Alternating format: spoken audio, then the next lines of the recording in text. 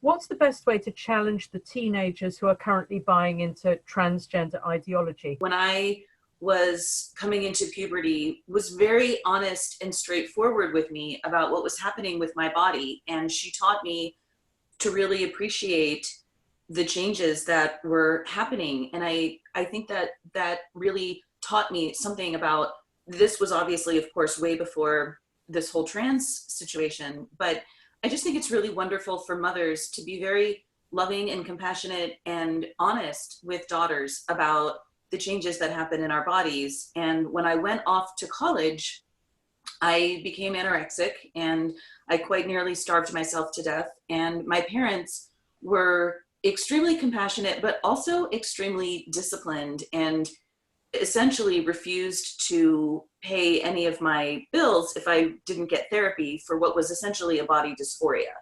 And I think that it's helpful now for those of us fighting gender identity to remember that it's really, in the people for whom it's sincere, it really is a form of body dysphoria. It's a confusion about what's happening in our bodies.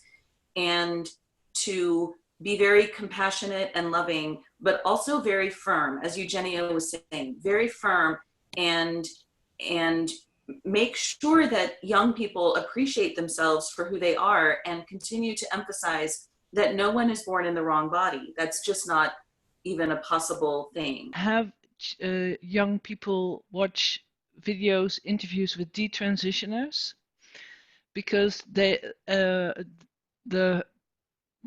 to see people of their own age is much better than to see, these middle-aged women who say you shouldn't do that.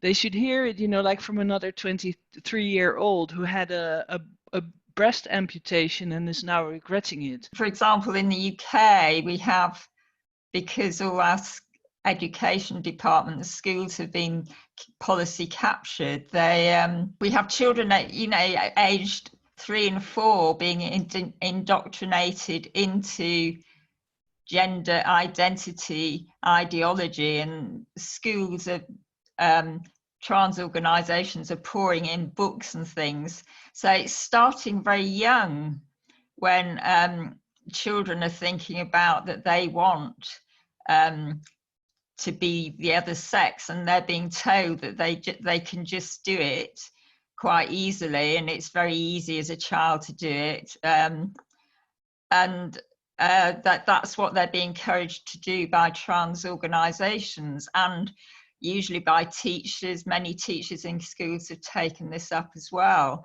this idea, and this is what they're teaching to children from 4 to right up to 18. So that's what's happening. And in terms of how we address that, there is a pushback on all this, particularly coming from parents, but sometimes parents and daughters. So we've had 2 cases, legal cases recently, where daughters have become the main claimant, if you like, against the use of particular school materials that shouldn't be being used, because it's telling girls, for example, that they should accept boys as girls and so on. So that's one really positive thing that's being initiated by teenagers themselves, if you like.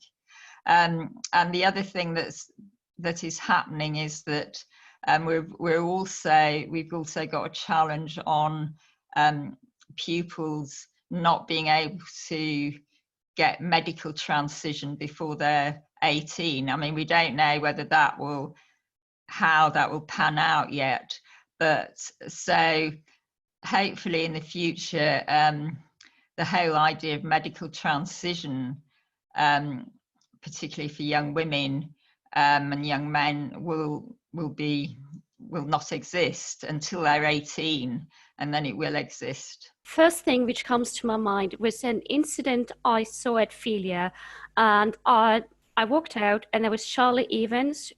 Some people might know might know her, and she was talking to Lynne from Get the L Out, and she was saying wholeheartedly how much she was missing role models like a butch lesbian like Lynne is one.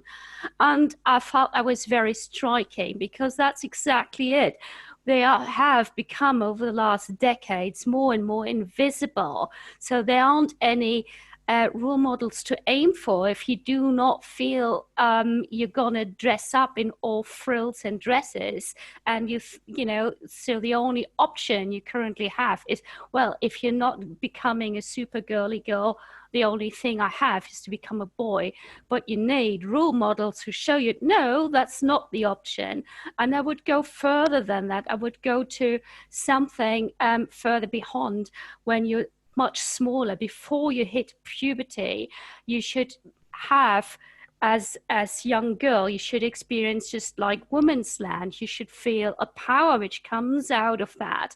And that is a very powerful and experience, and it does struck to the core of the being to say, wow, we've got something. I can speak here also from personal experience. I do remember I was attending as a young girl a meeting. There were like 600 plus women only space, and for God knows what reason, 2 or 3 blokes were lost in the premises, and it was just so.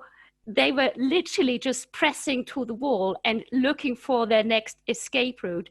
And nobody did it. No woman did anything to them. They, tried to get away as soon as they could.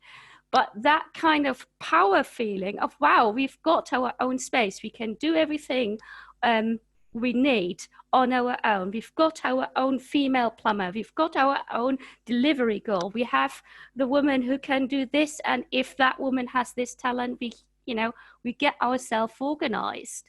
And that is something where girls can learn to love themselves, and by extension also love their bodies, because they're no longer judged by their bodies. And I feel that's what it has been more and more disappeared. And I think it needs to become stronger to have an anchor for those young girls to go to, where they can go.